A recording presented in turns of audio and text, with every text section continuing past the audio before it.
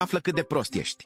Să jucăm un joc. Dacă ridici 4 degete sau mai multe, ești destul de aerian. Începem? Ridică un deget dacă vreodată ai aruncat lingura la gunoi în loc să o pui pe capacul iaurtului. Ridică un deget dacă vreodată te-ai necat cu apă în timp ce beai. Ridică un deget dacă nu-ți amintești ziua de naștere a primei persoane care apare atunci când apeși pe săgeata de jos și selectezi opțiunea WhatsApp.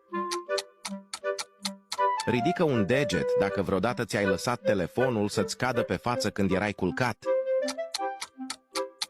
Ridică un deget dacă vreodată ai încercat să te întorci la somn pentru a continua povestea unui vis. Ridică un deget dacă obișnuiești să te împiedici urcând scările. Ridică un deget dacă lovești întotdeauna degetul mic al piciorului în toate mobilele din casa ta.